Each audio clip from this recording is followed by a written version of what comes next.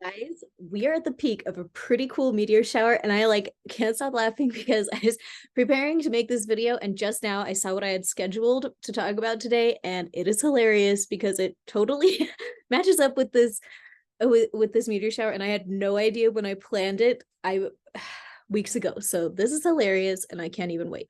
Okay, this is the deal. We are in the middle of the Leonid meteor shower. Okay, and it's peaking today. It's peaking today and tomorrow.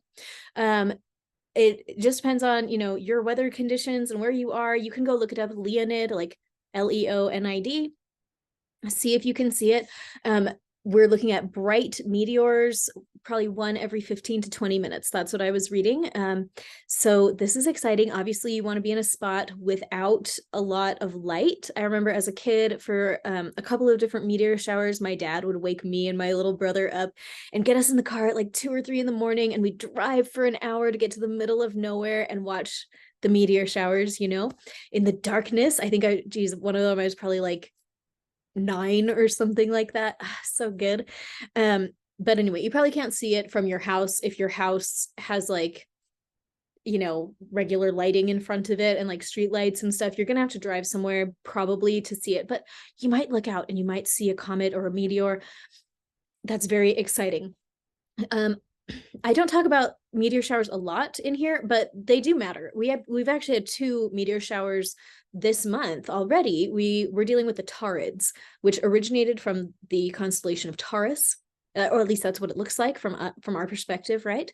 And so when you have a meteor shower, the where the meteors are originating from, like the constellation where they are from, whatever you've got in your natal chart, you may feel some big shakeups. Okay, so wherever you've had Taurus in your natal chart, you may have experienced some surprises, like little meteors just like dropping down into your life since about November the 3rd.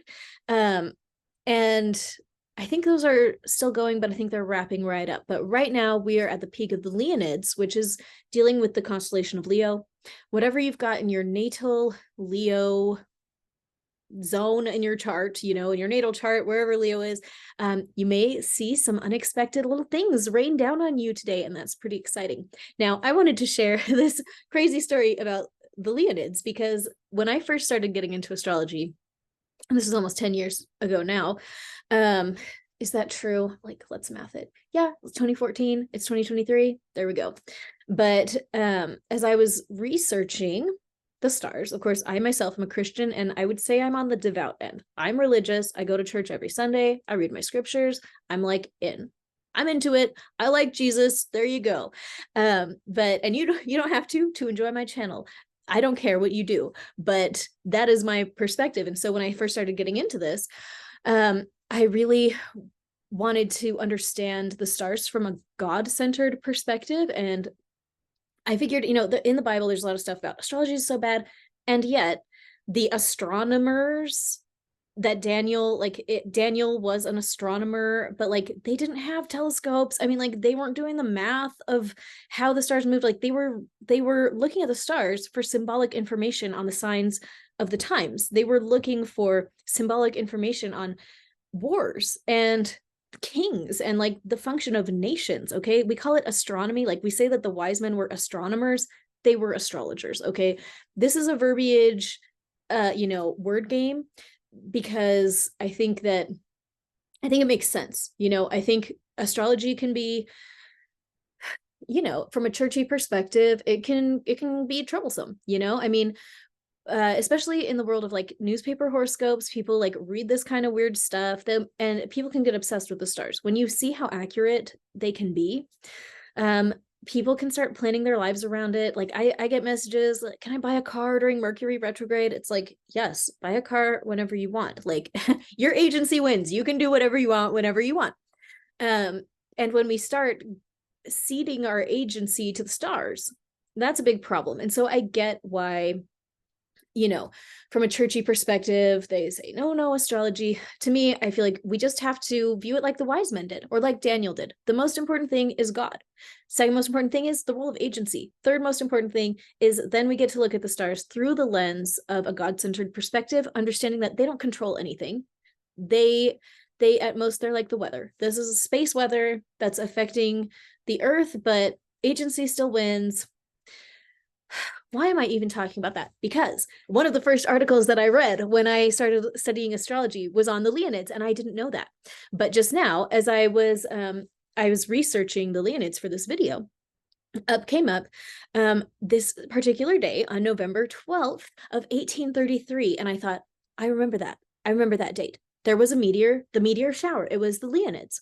And I'm just going to share the screen with you because I think it's really cool. So I do come from an LDS background, and so sorry if that is like triggery to you or something. Oh my gosh, I lost the page with it. Oh no, where did it go? Hold on. I've got to find it. Here we go. Here we go. There was a miracle that happened in Mormon lore about the Leonids, and I just want to share it. Whether or not, no matter how you feel about that, about the LDS Church, I hope that you can enjoy the lore, the folklore, because I just think it's so interesting. Okay, this is a picture of the meteor shower that occurred on the 13th of November in 1833. Okay, oh man, this is Parley P. Pratt's account. I witnessed the falling stars, which was the grandest and most sublime sight I ever beheld. No fear entered my mind, but joy rather than awe. This was in the fall, September, I believe. If ever stars in the heavens had been on the move, it could not have excelled the sight. It appeared to me as some of the meteors or stars came down near to the surface of Silver Lake, on the banks of which I stood. And what makes it still more interesting was that a mob had assembled in Missouri to mob the Latter-day Saints who had just been driven from Jackson County, Missouri, and they were in their tents, canopies, wagons, and etc.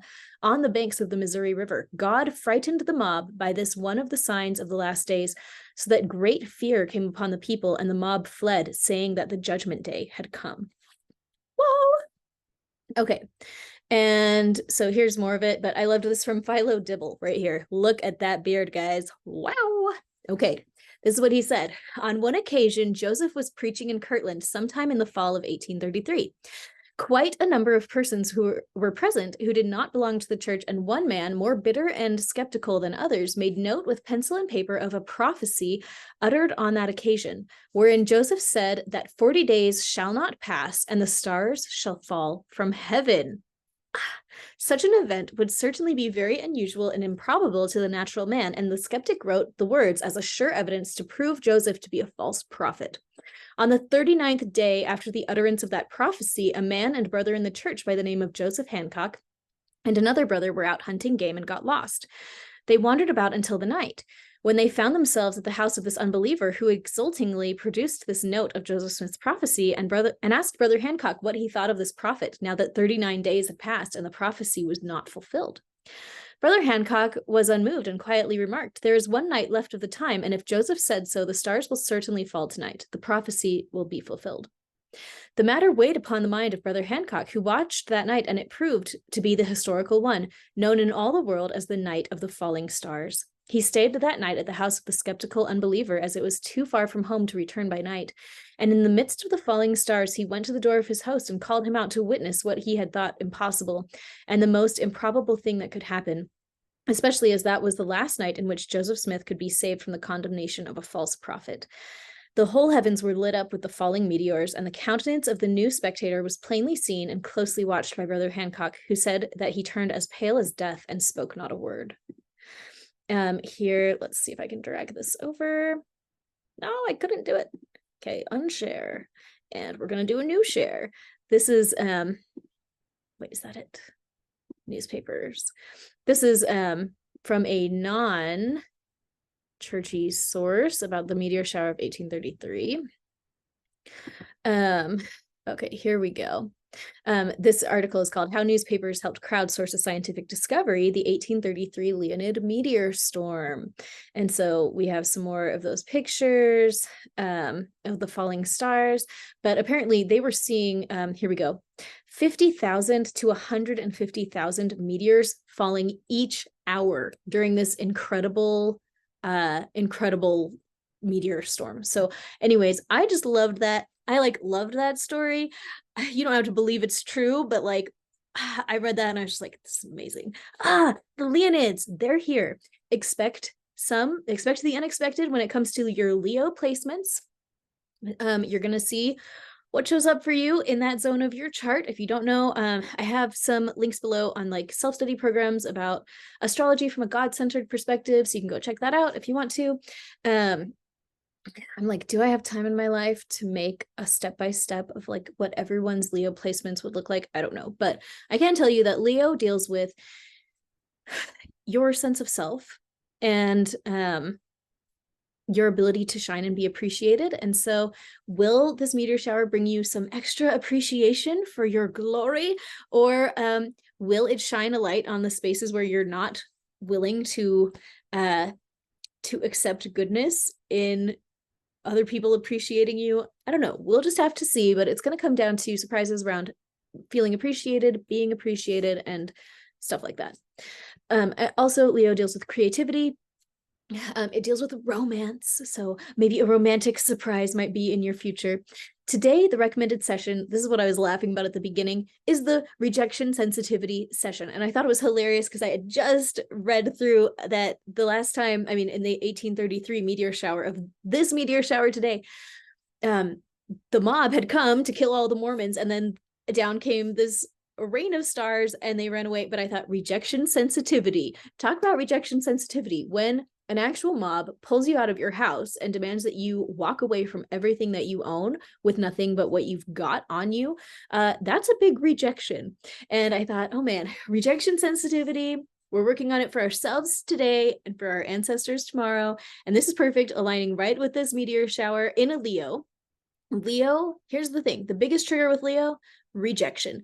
Leo does not want to be rejected. Leo wants to be shiny and loved and adored. And what is more triggery to someone who needs to be adored than rejection? So this is a very powerful day, today and tomorrow, to work on our rejection sensitivity. If you are not aware of this, rejection sensitivity is I mean, like, there is a real thing called rejection sensitivity dysphoria, and there are actual medications that you can get that will block the receptors in your brain that make you feel rejection. And that's like great and fine, but I prefer the non-medical route for that, which is the session that I made that will help you process old feelings of when people have rejected you so that you can move forward without feeling the burden of rejection. You don't have to live like that. And your ancestors don't have to live like that either. As I'm like talking about this, you know, I have ancestors that were probably there for that event. And I'm like, oh man, talk about rejection sensitivity, being chased out of your home and like being chased across the land, with people trying to kill you everywhere that you go. Like, that's a big rejection sensitivity. And you can see how over time, and I mean, of course, that's just my own family line. I don't have to tell you, there are a lot of different family lines out there and a lot of, you know, people of different ethnic backgrounds, that there's been a lot of conflict with everybody. Every person's genetic background, there's been a lot of rejection on a personal level. I mean, family members rejecting each other, friends, villagers rejecting each other. And then you get these like religious conflicts like that one, but like ethnic conflicts and geographical conflicts and all sorts of conflicts. We all have a ton of stuff that's happened through the generational line, and you can see how as it snowballs down our family tree, that now here we are having you know, tons of people dealing with rejection sensitivity, rejection sensitive dysphoria, RSD, rejection sensitive dysphoria. Over 90% of people with ADHD and ADD also have RSD. Whether or not you're diagnosed with it, if you have ADD or ADHD or think you probably have it, there is a 90% chance that you also have rejection sensitive dysphoria. So this session that I'm linking below is linked to I mean, it's connected with my ADHD series and the different sessions that I've done for helping people with ADHD. So this is going to be a really good session for everybody. We can all benefit from healing our rejection issues. The stars have aligned. There's literally a meteor shower peaking today and tomorrow to help us shift through our issues around rejection. I can't even believe it. It's in the constellation of Leo. Like, seriously, this is amazing. So we have everything going for us, guys. We are the luckiest ducks, and this is a good day, and we're going to make some serious headway in our own lives, blessing ourselves so we can bless everybody around us. The more we can get over our fear and trauma around rejection, the more we can just step forward and do the things that we need to do. How many of us are holding ourselves back from being the people we want to be, making the impact we want to make, because we're terrified of what other people will say or think about us? We have to let go of that fear of rejection and just step into our destiny. And my hope is that my session will help with that. You don't have to do it. It's totally optional, obviously, but tune into your own intuition and see if it might help you. That's the one that came to my mind to recommend today. But thank you guys for being here. I hope you had some fun learning about a little historical meteor shower stories, and I'm going to see you tomorrow.